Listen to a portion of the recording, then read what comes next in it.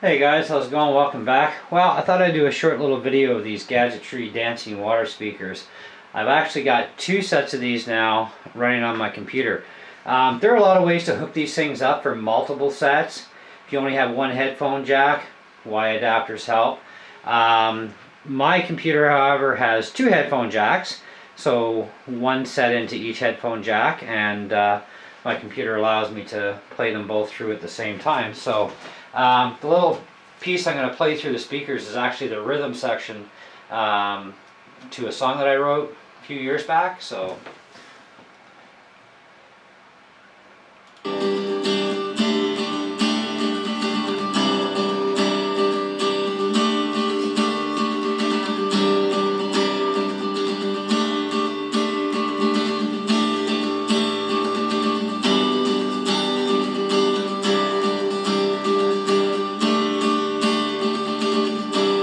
now with two sets going at the same time, you'll know that if you've got a set of these already, it puts a cool pattern on the ceiling. Well, it makes it a lot brighter on the ceiling when you got more than one set going at the same time. So it's kind of cool. But as you can see, they all fall within the same levels. Like it all goes by volume. It's another question I've been asked is, you know, can you have less water going through as the music's going, even at a louder level? Well, they go according to volume level, so if I turn down the volume, they're going to go at a different rate. And the louder I turn the volume, the more they're going to come off the, you know. And depending on how your song is, let me just turn this off. Depending on how your song is actually situated, as far as its stereo separation goes, I'm just saving a video actually I'm going to be uploading soon, will determine how much flow comes out of each speaker. I've had a couple people ask me, like, you know, I've got less pushing through one than the other. Well, that could be the song that's being played and how it was separated in the recording. Stereo is stereo. There is differences from one speaker to another. It's not the exact same precise stuff out of each speaker, you know. There's a bit of a separation that goes on. This is not mono like, you know, years back, right?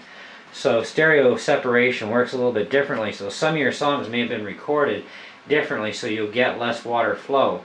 But otherwise, I mean, the one way to find out if it is a water issue or a liquid issue, because this stuff really isn't water. From what I found out, it's a mineral oil. Anyways, turn both speakers upside down and put them beside each other, and if the levels are relatively the same, like exactly the same, or, you know, within, like, you know, 1/10 of a millimeter, I mean, they should be good. Especially if you got one that's perfect and it's flowing like you've seen these just running now. If your speakers are both doing that, then you should be fine.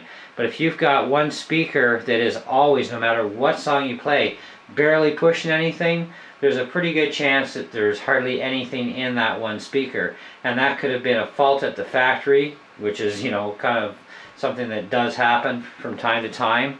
I know I've seen it a few times myself. So that can happen. So if you do have less fluid, there are ways to fill these. And I've been asked this question many times. How do you refill them? You need a syringe with a needle.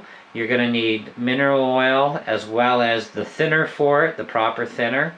And you're going to have to figure out what the mixture balance is to make it liquidy enough that it just flows just like water, like these do.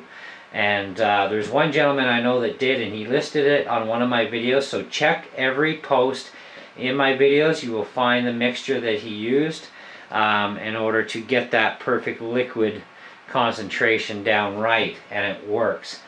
There's a plug inside these glasses that is where you're going to inject the stuff into, and you're going to need to plug that plug after either with silicone or JB Weld, you know, even hot glue will work in order so that the liquid can't come back out.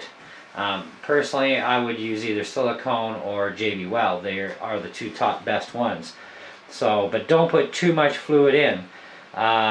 You know, so if you've got one speaker that you know is working right, only fill it to that level with the other one, and then you'll have it balanced out properly, because too much fluid is going to create a problem and you can burn your motors out. You know, and that can happen. You know, lack of fluid can also burn out the motor too. It's kind of a stupid thing, but seems to be working that way.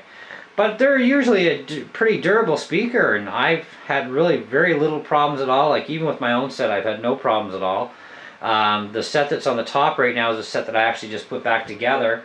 I replaced one glass because it had a leaky one, and I replaced the motor because it seized right up from the leak. But I have a bunch of spare parts, so you know I'm able to repair these things from time to time. Because I go kicking around the internet and I find every set I can that I can get my hands on, and see what I can make out of bad sets to make good sets, and you know, that sort of thing. So, but yeah, so I thought I'd give you a little demo of that with running 2 sets at once.